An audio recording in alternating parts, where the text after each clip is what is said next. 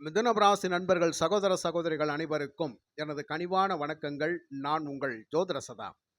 மிதுனம் ராசி நண்பர்களுக்கு இந்த 2025ஆம் வருடம் புத்தாண்டு பலன்கள் எப்படி இருக்கும் அப்படிங்கிறத பத்தி ஒரு தெளிவான விளக்கத்தோட பொதுவான பலனாக நாம் இந்த பதிவுல பார்த்துடலாம். நண்பர்களே, புதுசாக நம்ம காணொலியை பார்க்குறவங்களா இருந்தால் கொஞ்சம் சப்ஸ்கிரைப் பண்ணி ஆதரவு கொடுங்க. உங்களுடைய மகத்தான ஆதரவை நான் மனதார வரவேற்கிறேன்.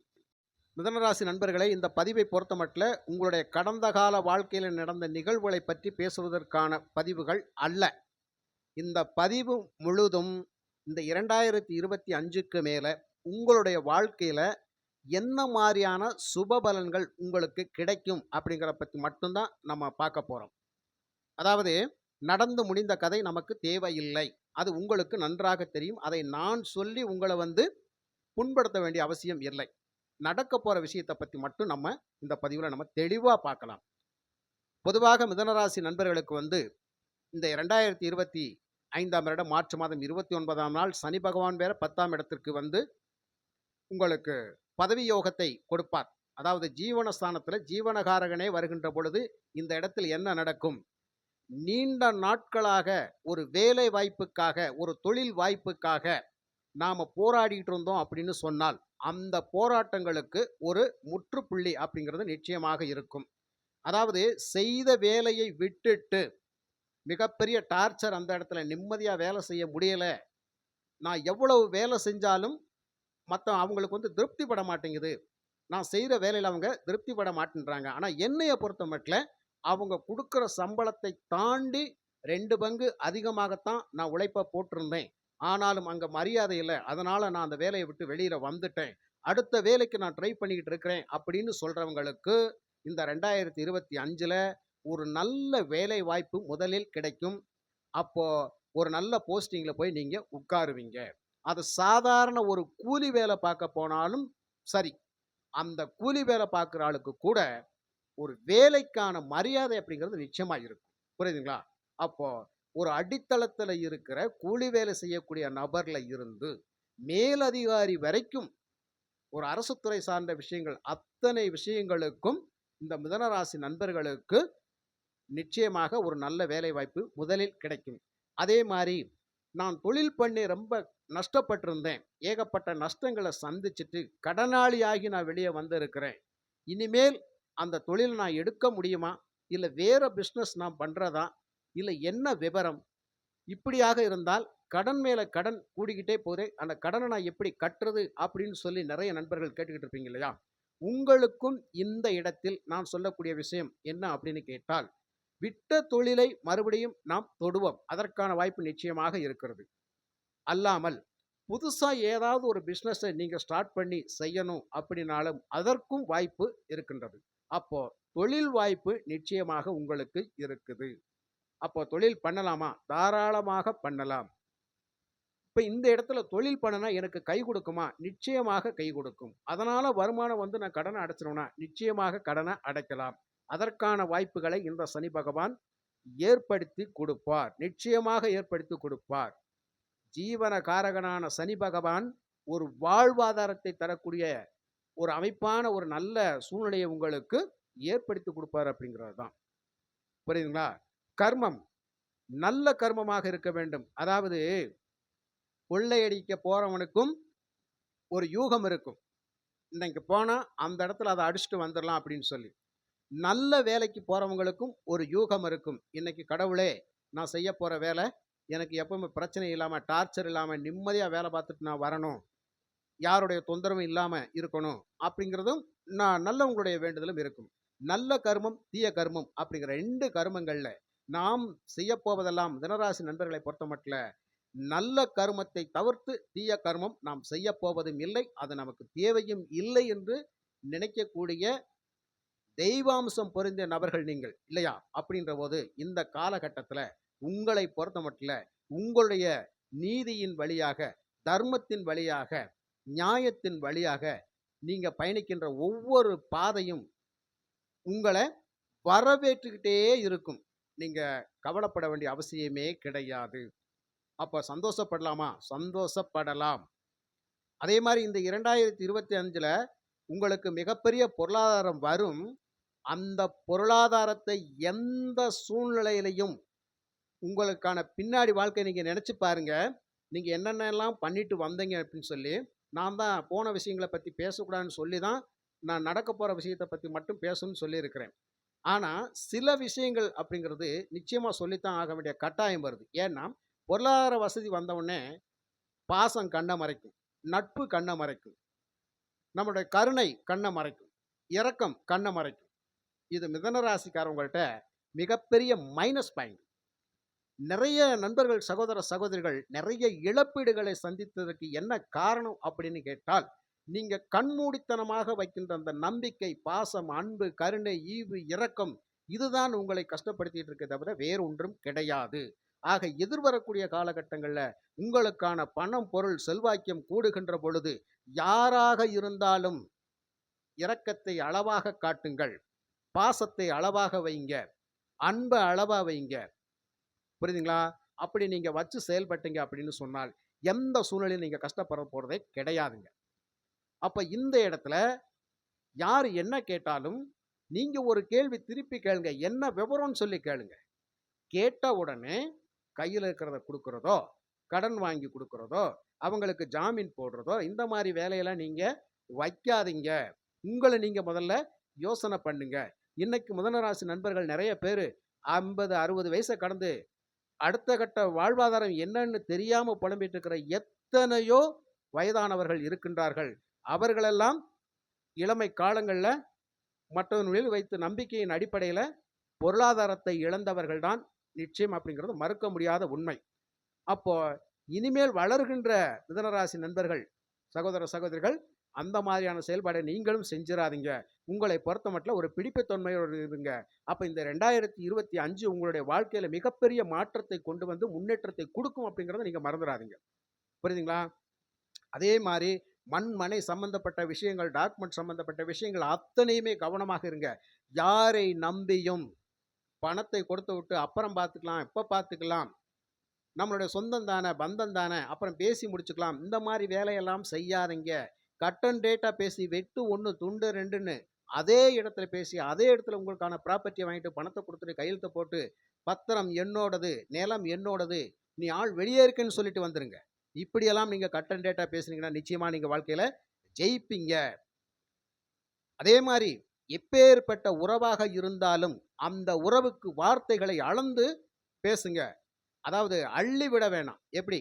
அதாவது உனக்காக நான் அத செய்றேன், இத செய்றேன். அந்த மாரி வார்த்தைகளுக்கு இனிமேல் இடம் குடுக்காதீங்க. அப்படி நீங்க வார்த்தைகளை குறைச்சிட்டீங்க அப்படின்னு சொன்னால், எந்த ஒரு உறவுனாலயும் இந்த 2025ல நீங்க பாதிக்க போறது கிடையாது. இதையும் நீங்க மனசுல வச்சுக்கங்க. இதெல்லாம் நான் ஏன் சொல்றேன் அப்படின்னு சொன்னால், எதிர்காலத்துல ஒரு பிரச்சனையிலிருந்து நீங்க மாட்டிக்கிற கூடாது அப்படிங்கிறது தான். மறுபடியும் பட்ட இடத்திலே பட்டு நமக்கு ரணவேதனை ஆயிட்டு இருக்கும் இல்லையா? அப்ப மீண்டும் நம்ம அதே தவற செய்யக்கூடாது அப்படிங்கிறது தான். அப்ப 2025ல மிதுனராசி நண்பர்களை பொறுத்தமட்டில, நிச்சயமான ஒரு நல்ல பொருளாதார முன்னேற்றத்தில் இருப்பீங்க அப்படிங்கிறது தான். நீ ரொம்ப நாளா வந்து ஒரு கடன் பிரச்சனையில இருக்கிறேன். அந்த கடன தீர்ப்பதற்கான அமைப்புகள் எப்படி? அப்படிங்கிற ஒரு கேள்வி. அப்ப இந்த காலகட்டத்தில அந்த கடன் தீர்ப்பதற்கான வாய்ப்புகளை இந்த சனி பகவான் ஏற்படுத்தி கொடுப்பார். அப்போ நெறைய பிரச்சனையிலிருந்து விடுபடாட்டியும் கூட, குறைஞ்சபட்சம் ஒரு 50% இந்த 2025ல மீண்டு வெளிய வந்துருவோம் அப்படிங்கிறத ஒரு தைரியம், தன்னம்பிக்கையோட இருக்கலாம். காரணம் என்னன்னா, மற்ற கிரகங்களுடைய அமைப்பும் ஜாதக ரீதியாக எப்படி இருக்குன்னு சொல்லி பார்க்கணும் இல்லையா? மற்ற கிரகங்கள் உங்களுடைய ஜென்ம ஜாதகத்துல எப்படி இருக்கும் அப்படிங்கிறத நமக்கு தெரியாது.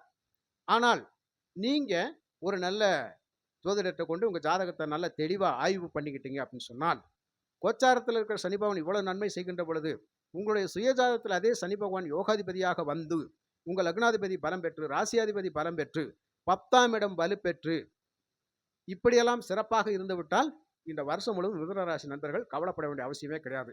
அதுக்கப்புறம் இன்னொரு விஷயத்தை நான் சொல்லிக்கிறேன்.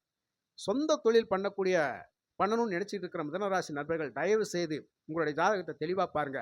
லக்னத்திற்கு 10ஆம் அதிபதி யாருன்னு பாருங்க. உங்க எந்த லக்னத்துல வேணாலும் நீங்க பிறந்திருக்கலாம். ஆக ராசி மிதுனம்.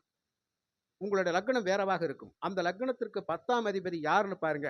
அந்த 10ஆம் அதிபதி உங்களுக்கு தொழில் செய்ய வைப்பாரா? இல்ல வேலைக்கு போக வைப்பாரா? அப்படிங்கிற விஷயத்த முதல்ல தெரிஞ்சுக்கங்க. ஆக அந்த 10ஆம் அதிபதி 6, 8, 12ல இருந்தால் 6ஆம் இடம் கடனை கொடுத்து விடும்.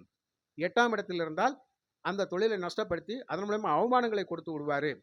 12ஆம் இடத்துல இருந்தால் போட்ட முதல்ல எடுக்கவங்களையும் போதும் போதும்னு ஆயிரும். இந்த மாதிரியான வேலைகள் எல்லாம் செய்துவிடும். கவனமாக இருங்க. அதே மாதிரி 10ஆம் அதிபதி 10ல் தான் வலுவாக இருக்கின்றார். சுபகிரகங்களோட தொடர்பு பெற்றிருக்கிறார் அப்படின்னா தாராளமாக நீங்க இந்த 2025ல உங்க ஜாதகத்தை பார்த்துட்டு அதற்கான வாய்ப்புகள் இருந்தால் தாராளமாக தொடங்கலாம். ஆக பொதுவாக சனி பகவான் தொழில் தொடங்க வைப்பார். அப்ப சுய ஜாதகம் சப்போர்ட் பண்ணணும் இல்லையா? அப்ப அந்த சுய ஜாதகத்தை நீங்க பார்க்கணும் இல்லையா? அதையும் பார்த்து தெளிவுபடுத்திக்கங்க. புரியுதுங்களா? அதே மாதிரி இந்த காலகட்டத்தில் இன்னொரு முக்கியமான விஷயம். கண்டிப்பாக மிதுனராசி நண்பர்கள் இந்த வருஷம் உங்களுடைய சேமிப்பு கணக்குல கவனம் வைங்க. நீங்க வங்கியில சேமிப்பு வச்சிருக்கிறேன், 0 பேலன்ஸ்ல தான் கிடக்குது அப்படின்ற அந்த வார்த்தையவே நீங்க அழிச்சிருங்க. அந்த 0 பேலன்ஸ்ல இருக்குது அக்கவுண்ட்ன்னு சொல்ற வார்த்தையை இந்த 2025ல விட்டுருங்க. கண்டிப்பாக நீங்க உழைச்ச பணத்துல ஒரு ரூ. 100 பைசாவாவது அதுல கொண்டு போய் நீங்க அக்கவுண்ட்ல போடுங்க. இந்த 2024 10ல சனி பகவான் இருக்கின்ற பொழுது அந்த பணத்தை நமக்கு வளர்த்து கொடுப்பார். புரியுதுங்களா? அப்போ அதுவும் நமக்கு ஒரு இன்வெஸ்ட்மெண்ட் தான். அந்த மாதிரி கரெக்டா பண்ணுங்க. அப்ப பேங்க் பேலன்ஸ் உயரும். அதே மாதிரி வாகன யோகங்கள் அப்படிங்கிறது நமக்கு வேணும் இல்லையா? அதாவது இருக்கிற வாகனங்களையே பராமரிப்பு பண்ணி கரெக்டா நீங்க பயணிங்க. புதுசு புதுசா வாகனங்கள் வாங்கணும்னு சொல்லி இந்த 2025ல நீங்க யோசிக்காதீங்க. அது நமக்கு மிகப்பெரிய இழப்பீடை கொடுத்துரும். அப்ப இருக்கிற பொருளை வச்சே நம்ம பயன்படுத்திக்கிற வேண்டியதான். அதுதான் ரொம்ப ரொம்ப முக்கியமான விஷயம். அப்போ புது புது வாகனங்களை நம்பி நம்ம பயணிக்க வேண்டிய அவசியங்கள் இல்லை. அதற்கான வாய்ப்புகளை குறைத்து விடுங்கள். சனி பகவானை பொறுத்தமட்டில் இருக்கிற பொருளையே மெயின்டைன் பண்ணி கொண்டு போறது தான் அவருக்கு ரொம்ப ரொம்ப பிடிக்கும். நாம ஆடம்பரத்துக்கு ஆசைப்பட்டு மூழ்கிட்டோம் அப்படின்னு சொன்னால் கொடுத்ததெல்லாம் அழிச்சிருவார். அது 2025ல அந்த மாதிரி விஷயங்கள் நடக்காம இருக்கிறதுக்கு இதுதான் முன்னறிவிப்பு. அதுல கொஞ்சம் பார்த்து கவனமாக இருங்க. மாணவ செல்வங்கள் அப்படிங்கிறது கல்வியில வந்து ரொம்ப கவனமுடன் இருக்க வேண்டும் அப்படிங்கிற விஷயத்த புரிச்சுக்குங்க. சில பேருக்கு வந்து படிச்சுக்கிட்டு இருக்கிற போதே வேலை வாய்ப்புகள் வருவதற்கான வாய்ப்புகள் நிச்சயமாக இருக்கும். அதாவது படிப்பு முடிக்கின்ற தருவாயில் இருப்பாங்க பார்த்தீங்களா? அவங்களுக்கெல்லாம் உடனே வேலை கிடைக்கக்கூடிய தன்மையில எல்லாம் இருக்கும். அப்போ கல்வியிலையும் ஆர்வம் வேண்டும். வேலை உங்களுக்கு வாசல் தேடி வந்து நிற்கும். அந்த மாதிரியான ஒரு அமைப்பெல்லாம் இந்த 2025ல உங்கள் மிதுனராசி நண்பர்களுக்கு நிச்சயமாக கிடைக்கும். புரியுதுங்களா? அதே மாதிரி அரசு சார்ந்த துறைகளில் இருக்கிற அத்தனை நபர்களுக்கும் நல்ல ஒரு ஆதாயகரமான வருடமாக இந்த 2025 இருக்கும். அந்த அரசு சார்ந்த துறைகளில் தயவு செய்து எந்த சூழ்நிலையிலையும் தவறான வழியில் பயணிக்க கூடாது. காரணம் சனி பகவான் 10ல் அவர் நியாயவாதி, தர்மவாதி, நீதிமான். ஆக இந்த இடத்துல என்ன சொல்றாரு அப்படின்னா, சரியாக பயணிச்சிரு. தேவையில்லாத வேலைகளில் ஈடுபட வேண்டாம். மோசடி வேலைகளில் ஈடுபடாத. உன்னை நான் சரியாக பயணிக்க வைக்க மாட்டேன் அப்படிங்கிறதான் 10ல் சனி இருக்கிறது. அப்போ தேவையில்லாத வேலைகள் செஞ்சால் நம்மளுடைய பதவியும் போயிடும், பட்டமும் போயிடும், நமக்கான கௌரவம் போயிடும். அந்த விஷயத்துல மிதுனராசி நண்பர்கள் கவனமாக இருங்க. புரியுதுங்களா? அதே மாதிரி அரசியல் சார்ந்த துறைகளில் இருக்கிற நண்பர்கள் யாராக இருந்தாலும் சரியாக பயணிச்சா அந்த பயணம் அப்படிங்கிறது சிறப்பாக இருக்கும். உங்களுக்கான அந்த பதவிகள் தக்க வைக்கப்படும். நீங்க என்ன கேட்குறீங்களோ அந்த பதவி உங்களுக்கு கிடைக்கும். அந்த பதவியில நாம நேர்மையா செயல்படணும் அப்படிங்கிற விஷயத்தை நீங்க புரிஞ்சுக்கங்க. ஏனென்றால் இந்த பதவியில் நீதிமான் சனி பகவான். இப்படியாக எல்லா விஷயங்களிலுமே உங்களை தர்மத்தின் வழியாக, நியாயத்தின் வழியாக, நீதியின் வழியாக இந்த 2025க்கு மேல கிட்டத்தட்ட 2.5 வருட காலங்கள் அப்படிங்கிறது இப்படித்தான் பயணிக்க வைப்பார். ஆக எந்த சூழ்நிலையிலையும் உங்களை நீங்க இறக்கியோ இழிவாகவோ நம்மளால முடியாது அப்படின்னு சொல்லி எதாச்சியாக அப்படி இப்படின்னு சொல்லலாம் நீங்க விட்டு கொடுக்க வேண்டிய அவசியமே இல்லை. உங்களால் சாதிக்க முடியும் அப்படிங்கிற தன்னம்பிக்கையை மட்டும் வச்சு நீங்க முன்னேறி போய்கிட்டே இருங்க. நீங்க நிச்சயம் தோக்கவே மாட்டீங்க அப்படிங்கிறது உறுதியான விஷயம். நீங்க இந்த வரக்கூடிய 2025ல இருந்து கிட்டத்தட்ட அடுத்து 2.5 வருட காலங்கள் அப்படிங்கிறது எவ்வளவு சம்பாதிக்கணுமோ அந்த அளவுக்கு பணத்தை சம்பாதிக்க பாருங்க. சேமிப்ப பாருங்க. அதுதான் ரொம்ப ரொம்ப முக்கியமான விஷயம். புரியுதுங்களா? அதனால உங்களை நீங்க ஒரு கட்டுக்கோப்புல வச்சுக்கங்க. ஒரு வட்டத்தை போட்டு அதுக்குள்ளே வாழ பாருங்க. தேவையில்லாமல் செலவுகள் செய்வதோ, உபசரிப்புகள் பண்ணுவதோ, வீண் விரயங்களை செய்வதோ கூடாது. அதுக்கு இந்த 2025ல நீங்க இடம் கொடுக்க வேண்டாம். புரியுதுங்களா? இது மாதிரியான எண்ணற்ற நல்ல விஷயங்கள் 2025ல நடக்கும். உங்களுடைய வாழ்க்கை அப்படிங்கிறது ரொம்ப ரொம்ப சிறப்பாகவும் இருக்கும் நண்பர்களே. கண்டிப்பாக சனி பகவானுடைய ஆலயங்களுக்கு சென்று தரிசனம் பெற்று வாருங்கள். வாழ்க்கையில நிறைய விஷயங்களை நம்ம சாதிப்போம். அதே மாதிரி மிதுனராசி நண்பர்களை பொறுத்தமட்டில் ஒரு முறையாவது ஒரு முறையாவது திருவெண்காடு புதனுடைய ஆலயத்துக்கு சென்று பாருங்கள், சிறப்பாக இருக்கும். அப்படி தவிர்க்க முடியாத காரணங்கள்ல போக முடியல அப்படின்னு சொன்னாலும், திருச்சி ஸ்ரீரங்க பெருமாள் ஆலயத்திற்கு சனிக்கிழமை, புதன்கிழமை நாட்களில் சென்று தரிசனம் செய்து பாருங்கள். சிறப்பான பலன்கள் உங்களுக்கு கிடைத்தே தீரும் என்று கூறி, அடுத்த பதிவில் நான் உங்களை சந்திக்கின்றேன். நன்றி, வணக்கம்.